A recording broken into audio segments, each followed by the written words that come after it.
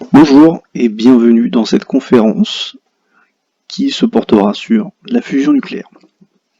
Alors, il fait partie d'une série de 3 conférences orientées futurologie qui parleront des 3 technologies les plus importantes pour le futur de l'humanité.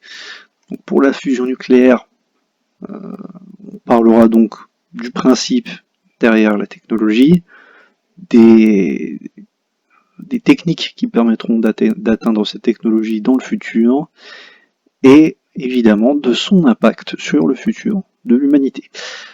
Donc c'est parti, on va commencer par le principe.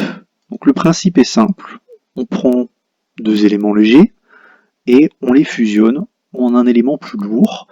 Donc la différence d'énergie de liaison, c'est ce qui crée l'énergie que l'on récolte du processus.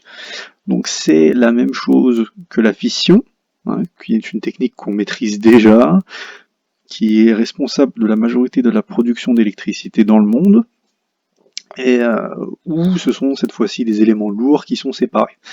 Donc c'est la même chose, sauf que la fusion a un potentiel beaucoup plus important de création d'énergie. Donc les carburants qui sont utilisés, ce sont principalement des isotopes d'éléments légers, donc par exemple des isotopes d'hélium, comme le E3 ou le 4E, ou des isotopes d'hydrogène, comme le deutérium et le tritium. Alors comment fait-on du coup, avec de deutérium par exemple, pour les faire fusionner, parce que c'est très difficile, et la technique, c'est la technique de confinement, donc en fait on va confiner les éléments légers pour les forcer à fusionner, en tout cas les aider.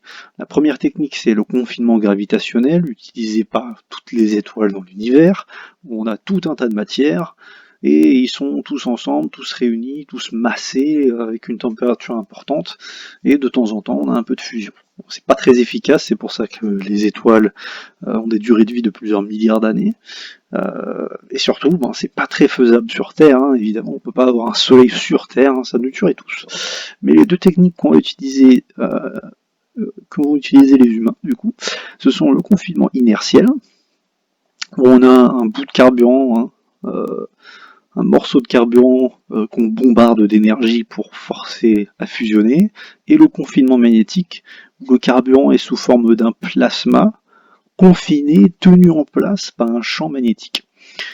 Donc évidemment, ces deux techniques nécessitent des températures beaucoup plus élevées, ce qui fait dire que c'est très difficile. Alors la fameuse blague, c'est de dire It's always 30 years away. Alors ce qui veut dire que c'est toujours dans 30 ans. Donc ça vient du fait qu'en 1955, quelqu'un, lors d'une conférence aux Nations Unies, a dit que dans 20 ans, la fusion sera atteignable.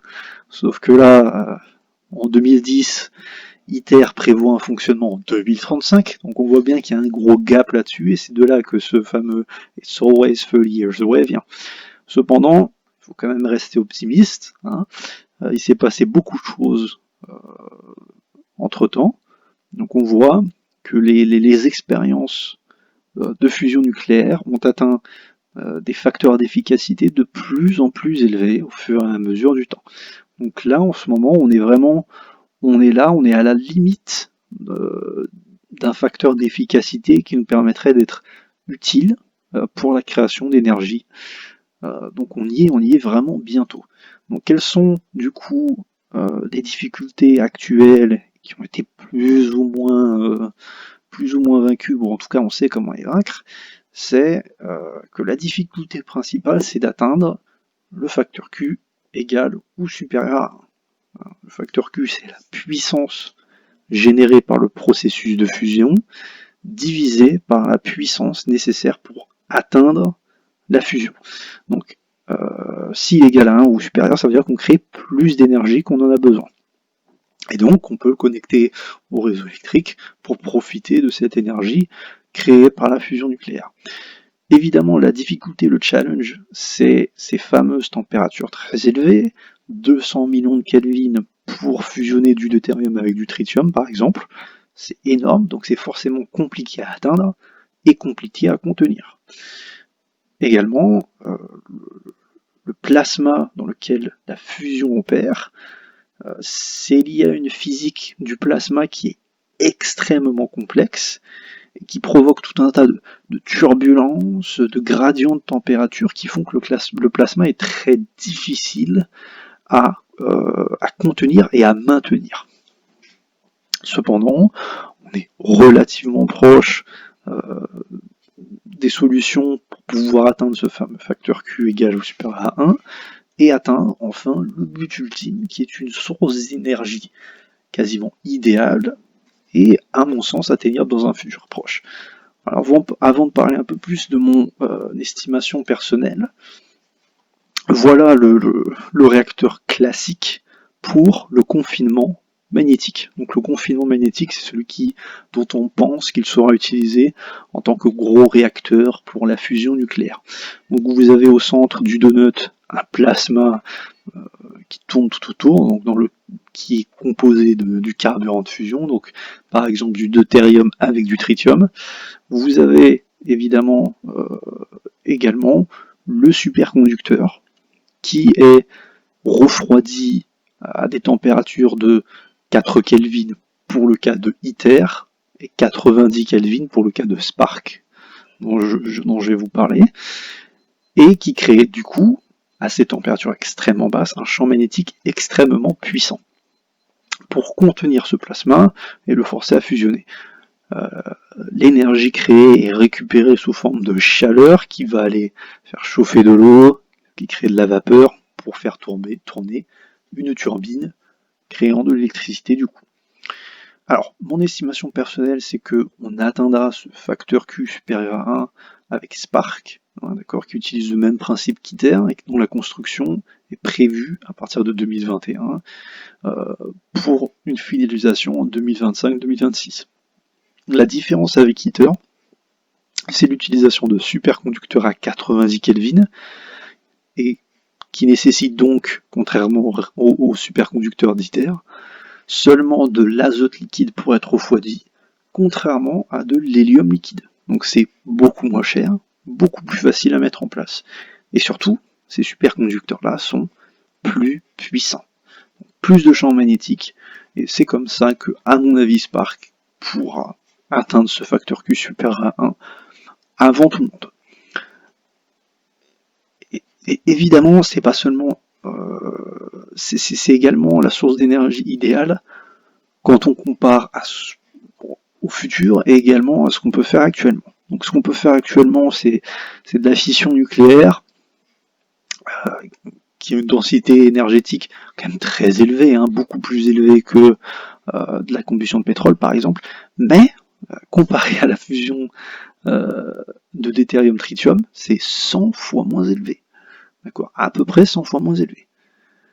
Et donc non seulement cette densité énergétique est absolument exceptionnelle, mais en plus de ça, les alternatives futures sont assez... c'est vraiment de la science-fiction. Hein. On parle de trous noirs, d'annihilation d'antimatière. Donc, bon, pour les 100, 200, 300 prochaines années, la fusion sera le carburant principal pour l'avancement de l'humanité. Donc ce sera l'énergie principale.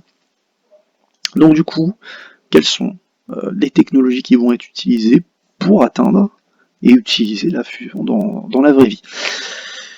Pas seulement en laboratoire. Alors, donc on va faire un petit détour du côté des superconducteurs. Donc les superconducteurs, c'est un peu le Graal de la physique des matériaux, et le superconducteur idéal, c'est l'hydrogène métallique. Alors, donc on a vu que les superconducteurs étaient utilisés sur les réacteurs à fusion nucléaire par confinement magnétique pour créer le champ magnétique faisant la fusion. Plus le superconducteur est facile à utiliser et peut créer des champs magnétiques puissants, meilleure sera la fusion.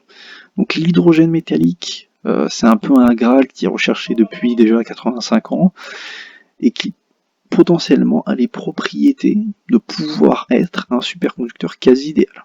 Donc vous avez une équipe française qui a observé une transition probable vers de l'hydrogène métallique en compressant à 400, alors je crois que c'était 427 gigapascal, il me semble.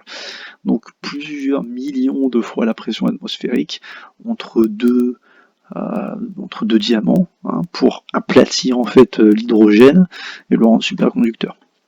Donc la théorie, c'est que ce supraconducteur pourrait rester supraconducteur dans des pressions et des températures ambiantes, donc il n'aurait pas besoin d'être refroidi. Et donc du coup ça a des applications révolutionnaires absolument partout, hein, ça changerait le monde, mais ça changerait surtout la fusion nucléaire. Donc voilà, petit aparté, donc à mon avis, c'est dans le futur, ça sera l'un des éléments les plus essentiels. Alors si c'est pas l'hydrogène métallique, ça sera autre chose, mais on parlera très certainement des superconducteurs avec la fusion. Ensuite, on a parlé quand même pas mal de confinement magnétique, mais il y a également le confinement inertiel, dont le confinement par lattice de la NASA.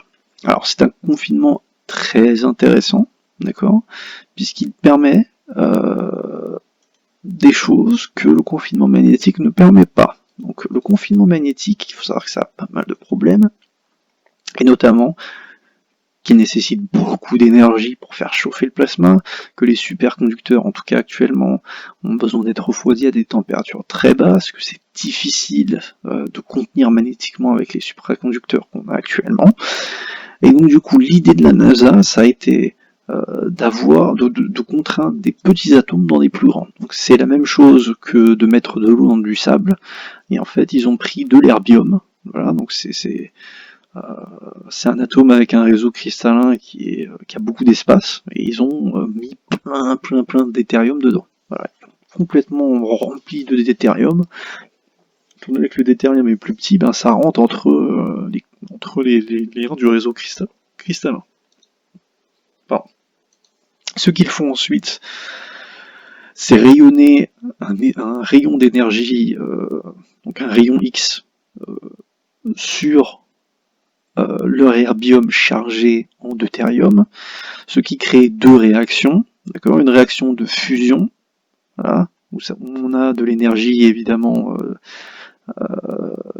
un isotope d'hélium et des neutrons qui sont relâchés, et une deuxième réaction secondaire, où l'herbium est transformé en thulium. C'est très intéressant sur un aspect très important, c'est que la densité de deutérium qu'on peut contenir dans une certaine quantité d'herbium est 1 milliard de fois plus élevée que un plasma contenu par un champ magnétique. Cependant, pour l'instant, l'énergie qui a été dégagée n'est pas suffisante. Cependant, la NASA est assez confiant là-dessus et pense que ça permettra d'alimenter au minimum, d'accord, des satellites et des petites navettes, sous forme d'une batterie à fusion nucléaire. Voilà. Alors, un autre aspect qui changera très certainement dans le futur, c'est que actuellement on utilise surtout du deutérium avec du tritium. Le problème, c'est que le tritium, c'est rare sur Terre, ça coûte beaucoup d'argent, donc c'est pas très bon économiquement, mais surtout, c'est que le deutérium avec le tritium produit beaucoup de neutrons, et les neutrons sont absorbés par le réacteur, ou en tout cas aux alentours, et donc ça devient radioactif, hein, les neutrons sont radioactifs.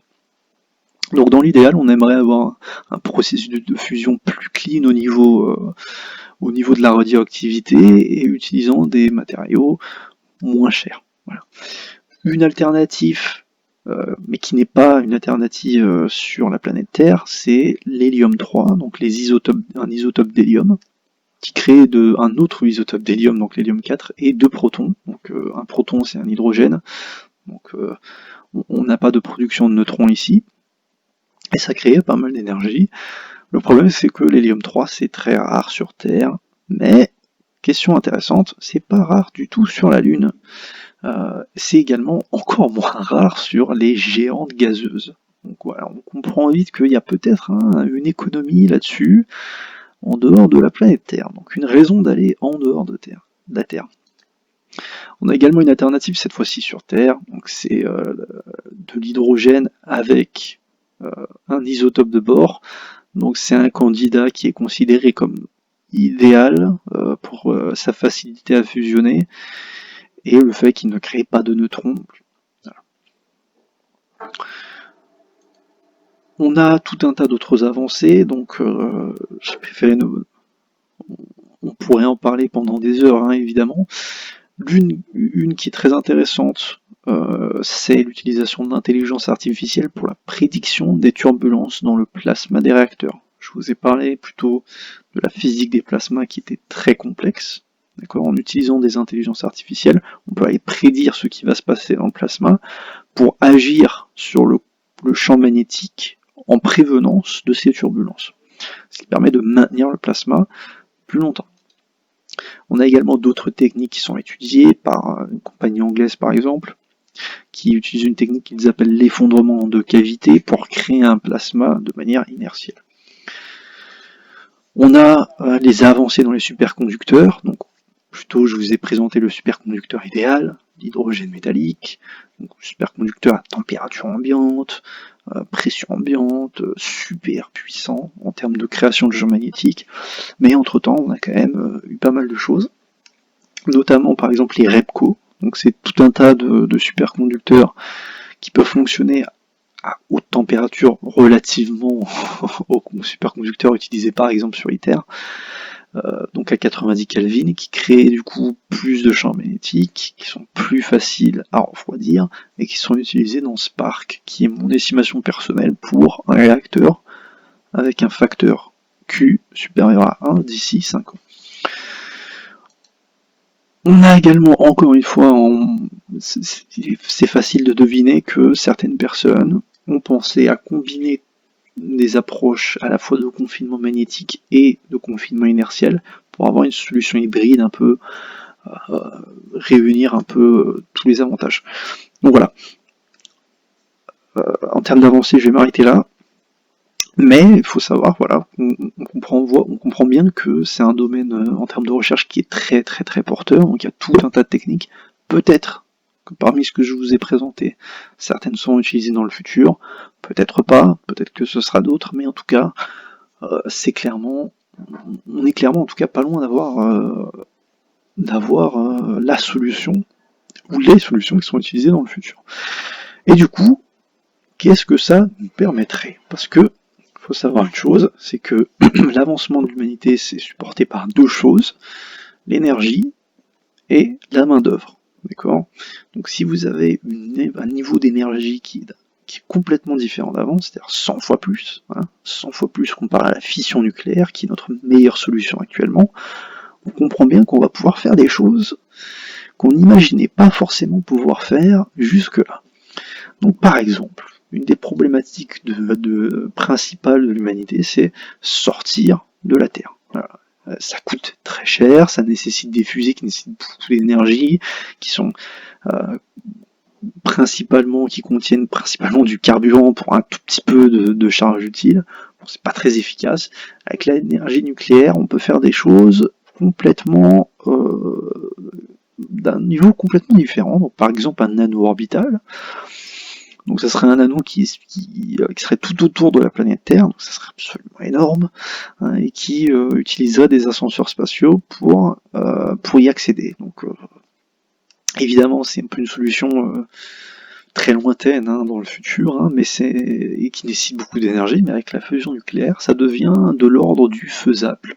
Voilà, mais histoire d'être un peu plus, parler un peu plus sur une solution réaliste dans un futur plus proche. On a par exemple les boucles de lancement, donc le principe est simple. Voilà, on a une rampe qui fait plusieurs milliers de kilomètres de long, et c'est en fait un espèce d'accélérateur, d'accord, qui va aller littéralement catapulter des éléments dans l'espace, d'accord. Alors ça nécessite évidemment beaucoup d'énergie, ce qui est la raison principale pour laquelle ce n'est pas fait jusque-là, mais vous vous doutez bien qu'avec la fusion nucléaire, encore une fois, ce n'est plus un problème. Alors une fois qu'on est en dehors de la Terre, qu'est-ce qu'on peut faire? Avec la fusion nucléaire, on peut faire plein de choses, et notamment des voyages potentiellement interstellaires, mais surtout des voyages interplanétaires. Donc vous avez tout un tas de designs qui ont été imaginés à base de fusées à fusion nucléaire, qui utilisent des technologies tout à fait atteignables dans un futur proche, hein. Et par exemple, la fusée à fusion idéale, d'accord, pourrait permettre en théorie d'atteindre 10% de la vitesse de la lumière. Donc ça vous permettrait d'atteindre Alpha Centauri, qui a 4,3 années-lumière en seulement 40 ans. Ça veut dire que ça devient tout d'un coup de l'ordre du faisable d'atteindre un nouveau système stellaire, d'accord, en moins de temps, enfin dans une durée qui est comptable dans la durée d'une vie humaine. Et vous avez également un design fait par la NASA qui s'appelle Discovery 2. Donc c'est un design qui est composé de technologies absolument actuelles et atteignables du coup, et qui a juste besoin en fait d'un réacteur à fusion nucléaire pour faire tourner sa fusée. Vitesse atteignable 300 km par seconde, une charge utile de 10%, donc c'est déjà pas mal, et on pourrait atteindre par exemple Jupiter en 40 jours au lieu de 5 ans actuellement. Et en théorie, on pourrait superposer plusieurs étages, un peu comme on le fait avec des fusées actuelles, pour atteindre plusieurs dizaines de pourcents de la vitesse de la lumière. Donc, avec la fusion nucléaire, on peut sortir plus facilement de la planète Terre, on peut voyager plus facilement entre les planètes avec, et on peut également, une fois sur une autre planète, faire des colonies indépendantes. Donc, il faut savoir que la raison numéro 1, c'est que on fait pas des colonies sans raison, hein, même si on peut en faire pour juste de la recherche. Hein.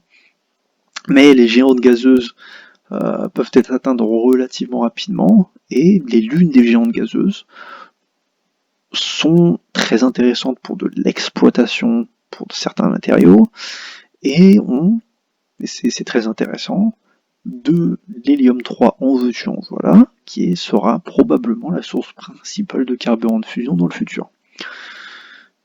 Donc, ça, c'est la raison pour laquelle on fait des colonies indépendantes. Maintenant, comment on fait des colonies indépendantes ? Eh bien, il y a deux manières.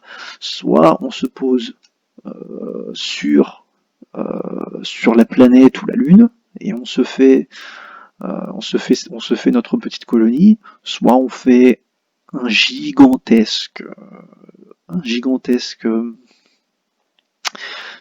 de station habitable, en plein dans l'espace, et avec la fusion nucléaire ça devient tout à fait possible, puisqu'en fait on peut générer de l'énergie dans toutes les conditions, on n'a pas besoin du soleil, avoir des panneaux solaires et utiliser le soleil pour faire de l'énergie. Les radiations sont très contrôlées et il n'y a pas de danger d'explosion, donc on est assez safe en termes de création d'énergie. Et surtout, et ça on va en parler plus en détail, c'est qu'on peut fusionner et séparer tout type d'éléments pour en créer de nouveaux. Ça c'est un élément intéressant de la fusion et qui va considérablement changer pas mal de choses. Donc jusqu'à quel point les répercussions continuent, parce qu'on peut faire pas mal de choses avec la fusion. Alors, en termes d'expérience de pensée, on peut penser au pétrole, par exemple. C'est une bonne manière d'appréhender cette caractéristique de la fusion. Donc, donc, bon, à mon sens, ça n'arrivera pas, mais imaginons que les batteries électriques ne deviennent jamais plus efficaces qu'un réservoir de carburant d'essence. Bon, je ne pense pas que ce sera le cas, mais imaginons. Donc, au fond, la combustion du pétrole, c'est faire brûler des hydrocarbures, et quand on fait brûler des hydrocarbures, ça fait de l'énergie, sous forme de chaleur, et ça dégage du CO2 et de l'eau. Alors le CO2 c'est problématique parce que ça fait du réchauffement climatique, sauf que quand on a la fusion nucléaire, bien pourquoi est-ce qu'on ne prendrait pas le CO2 et on le fusionne avec de l'eau pour refaire des hydrocarbures? Eh oui, parce que du coup, certes, ça n'a pas trop de sens, mais on a tellement d'énergie avec la fusion qu'en fait, peu importe. D'accord ? Donc vous pouvez émettre autant de CO2 que vous voulez, d'accord ? On le récupère et on en refait de l'essence. plus de réchauffement climatique et en fait tout le monde peut rouler avec des véhicules qui polluent comme jamais.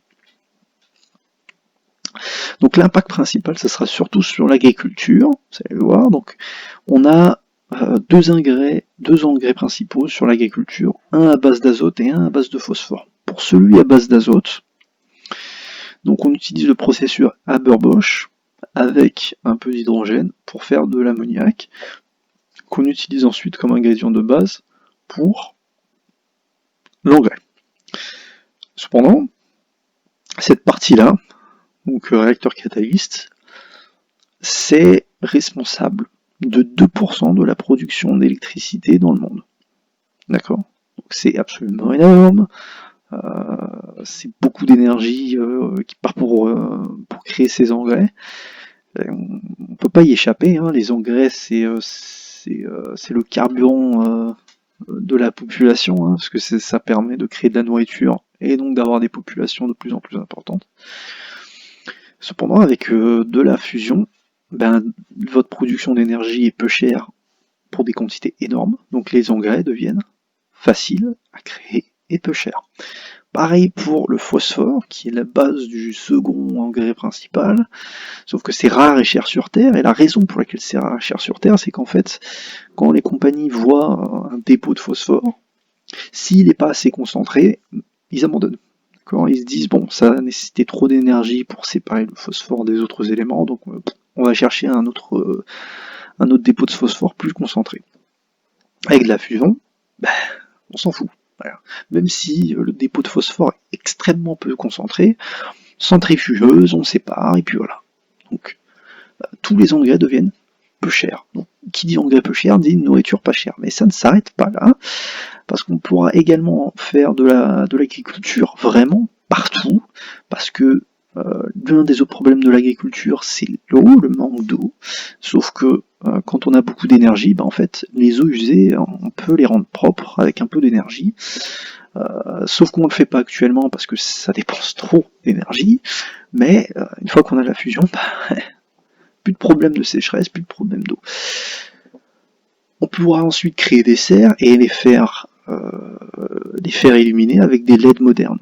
Voilà, donc illumination artificielle, on a de l'eau en veux-tu en voilà, des engrais peu chers, et donc du coup on peut faire de l'agriculture pour créer de la nourriture pas chère absolument partout, que ce soit dans un désert, au pôle sud, sur une autre planète, dans des habitats artificiels dans l'espace, peu importe où on est, l'agriculture est pas chère, facile à faire, et créer de la nourriture pas chère.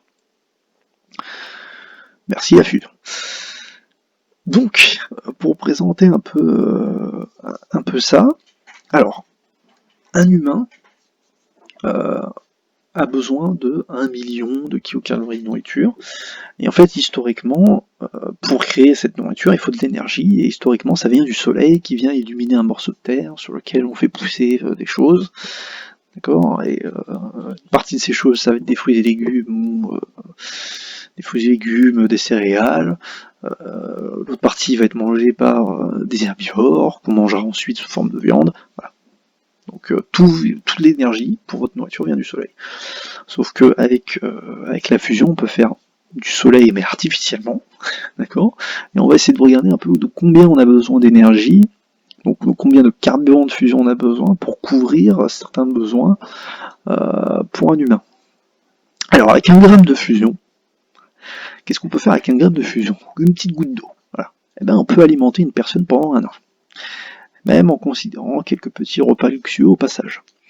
Mais on peut aussi alimenter ses autres besoins pendant 1 an. Donc voiture, maison, etc. Donc on peut tout à fait imaginer une personne vivant tout seul à l'autre bout de Mars, d'accord, et qui vit confortablement pendant 1 an avec juste une goutte d'eau de carburant de fusion. Voilà. Ensuite, avec une bouteille d'eau. Voilà, donc c'est une bouteille d'1 litre. À l'intérieur, on a notre petit carburant de fusion, donc 1 litre de carburant de fusion. Qu'est-ce qu'on peut faire avec toute cette énergie-là? Eh bien, ça permettrait de créer assez d'énergie pour supporter la vie d'une personne dans un confort absolu pendant toute sa vie, et plus encore.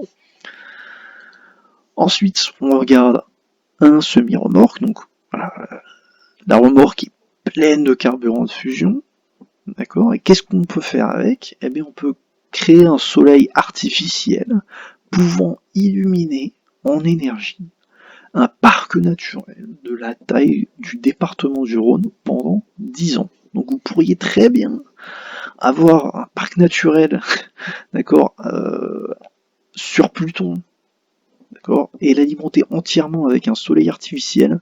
Vous avez juste besoin d'un semi-remorque d'énergie. Voilà, donc c'est illuminer le parc naturel. Donc ça comprend toute la faune et la flore de ce parc naturel. Voilà. Donc on comprend bien qu'avec la fusion, eh ben, les problématiques sont complètement différentes en fait. Tout devient moins cher. Le carburant, les engrais, l'énergie en général est moins chère. Donc ça propulse en fait l'humanité un peu dans un effet boule de neige. Ça propulse l'humanité vers une situation un peu de post-caricité. D'accord ? C'est des civilisations en fait qui sont capables de couvrir les besoins de tout le monde. D'accord ? Alors bon, c'est une définition un peu plus compliquée que ça, mais en tout cas, en termes de la majorité des besoins de tout le monde pourront être couverts. Voilà, donc en quelques dizaines d'années, on se rend compte que l'humanité n'est plus reconnaissable, une fois qu'elle a atteint la fusion, donc quelques dizaines d'années après, parce que ces problématiques sont complètement différentes. D'accord ? Notre problématique principale, par exemple, c'est le réchauffement climatique, les émissions de CO2. Une civilisation qui a atteint la fusion, les émissions de CO2, c'est le dernier de ses soucis. D'accord ? Elle peut juste prendre le CO2 qui est dans l'atmosphère et en faire autre chose. Voilà, j'en refais de l'essence si je veux. Bon. Voilà. Alors, est-ce qu'il y a des désavantages ? Parce que ça paraît vraiment parfait, hein, ça paraît complètement idéal. Donc le coût de la fusion, c'est vrai que c'est plus compliqué que ça. Alors pendant la présentation, on peut penser que ça coûte absolument rien, c'est facile à atteindre, etc. Cependant, il y a quand même un coût à ça. Donc, par exemple, vous avez le coût du carburant.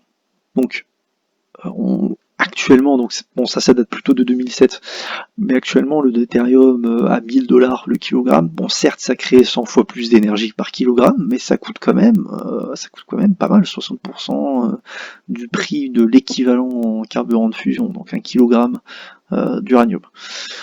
Le coût de la maintenance également, parce que vous vous doutez bien que les réacteurs de fusion nucléaire sont extrêmement compliqués. Qui dit extrêmement compliqué, dit maintenance compliquée, et ITER a fait de gros travaux là-dessus, sur tout ce qui est maintenance du fusion des réacteurs de fusion. Et là, par exemple, vous avez un système de diverteur. Alors bon, le fonctionnement exact m'échappe à peu près, mais c'est un élément essentiel qui doit être vérifié très souvent. Et donc forcément, qui dit réacteur compliqué, éléments qui doivent être vérifiés, on a également le problème de si on fait de la réaction qui crée des neutrons, on a de la radioactivité, voilà, le coût de la maintenance peut être très élevé. Donc au global, voilà, le coût de la fusion sera peut-être plus élevé que ce qu'on pourrait penser. Sinon, il n'y a pas vraiment de gros désavantages. Donc en conclusion, c'est vraiment la chose qu'il faut comprendre, c'est qu'on atteint la fusion, et 10, 20, 30 ans après, l'humanité est complètement différente. Voilà. Parce que les problématiques de la civilisation ne sont plus du tout les mêmes. Grâce à cette énergie quasiment illimitée, en fait, on peut faire tellement de choses, résoudre tellement de problèmes, d'accord, qu'on se retrouve avec un niveau de problème qui n'est plus le même, voilà, et qui sont complètement différents. Et donc en termes de teaser pour la prochaine conférence, on se doute bien que par exemple, un élément qui sera extrêmement intéressant, une fois que la civilisation atteindra ce niveau, c'est l'espérance de vie. Voilà, j'ai tellement d'énergie, mais je veux l'utiliser pendant plus longtemps, je veux vivre plus longtemps. Donc ça sera un souci qui sera certainement mis au cœur, voilà, ce sera probablement la problématique principale de l'humanité. Voilà, Donc j'ai fini pour cette conférence. Merci de m'avoir écouté. On va maintenant lire quelques questions avant de finir la conférence. Alors, pourquoi est-ce qu'on ne ligne pas sur ces recherches en fait? Donc pourquoi est-ce qu'on met pas plus d'argent sur ces recherches? C'est de la recherche, et évidemment vous vous doutez bien que pour mettre de l'argent, on est dans une société capitaliste, il faut espérer un retour. Voilà, un retour sur investissement. C'est un peu la difficulté actuellement, parce que par exemple ITER c'est juste un gouffre financier, d'accord? Donc on met beaucoup d'argent dessus, alors on a des résultats au niveau des résultats scientifiques, au niveau de la recherche sur les réacteurs à fusion nucléaire qui sont exceptionnels, mais il n'y a pas de retour direct d'argent. Donc c'est pour ça que on met pas encore de l'argent dessus. Voilà. Mais cependant, vous avez tout un tas de start-up, de petites compagnies qui se développent, voilà, et qui ont pour objectif de se faire énormément d'argent dessus, et qui sont soutenus par des investisseurs privés pour justement avoir un retour d'argent. Donc il y a pas mal d'argent dessus, pas autant que ce que le potentiel voilà, le potentiel vaut plus que l'argent qu'il y a actuellement dedans, mais il y en a quand même. Donc mon avis perso sur l'espérance de vie et toute cette vague de nouvelles technologies qui va nous permettre d'espérer vivre plus longtemps. Alors pour moi l'espérance de vie, donc voilà, un petit teaser pour la prochaine conférence, c'est que la problématique principale c'est résoudre le vieillissement des cellules. Donc en théorie, si vous stoppez le vieillissement des cellules quand vous avez 25 ans, vous pouvez être immortel. Voilà. On sait à peu près comment faire. Le problème, c'est que ça fait plein de cancers. Voilà. Donc c'est un peu là où on en est. Potentiellement, c'est vrai que d'ici 50, probablement d'ici 50 ans, on sera probablement à un niveau de technologie à ce niveau-là où on aura des espérances de vie beaucoup plus longues. Donc là, oui, c'est vrai. C'est une question également intéressante. Donc, est-ce qu'on peut faire de la fusion avec justement les bombes nucléaires qui utilisent justement cette technologie de fusion? Eh bien, oui, tout à fait. Voilà. Donc, l'une des techniques, donc ça, c'est possible depuis 1950. Pour faire de la fusion nucléaire, c'est ce qu'on pourrait faire, c'est lâcher des bombes qui sont à base qui utilisent justement cette technique de fusion nucléaire pour exploser, et les faire exploser dans de gigantesques réservoirs d'eau. Donc évidemment ça fait chauffer l'eau, ça fait de la vapeur, donc on peut utiliser cette vapeur pour faire tourner une turbine et avoir de l'électricité. Voilà. Donc ça c'est une manière extrêmement simple de faire de la fusion nucléaire. Sauf que bon, ça c'est pas répandu étant donné le prix en fait des armes de fusion nucléaire. Alors, le droit international sur tout ça, donc c'est vrai que c'est une question intéressante, donc, parce que les nations qui vont obtenir la techno vont juste dominer le reste du monde. Donc par exemple, je pense pas que l'Afrique soit super avancée sur ITER, donc si on arrive à choper la fusion, c'est comme en 1492, quand l'Europe a exterminé les Indiens et les Ozarks. Alors c'est une question tout à fait légitime. C'est vrai que par exemple, j'ai pas parlé du fait que voilà, les Chinois aussi ont des projets de fusion nucléaire. Tout le monde est un peu avancé là-dessus, un peu partout. Donc bon, c'est vrai qu'il n'y a pas de droit, donc c'est une technologie tellement révolutionnaire que il y a des intérêts politiques, géopolitiques sérieux sur qui va atteindre cette technologie en premier. Donc voilà pour les questions. Donc encore une fois, je vous remercie d'avoir écouté cette conférence et je vous dis à la prochaine.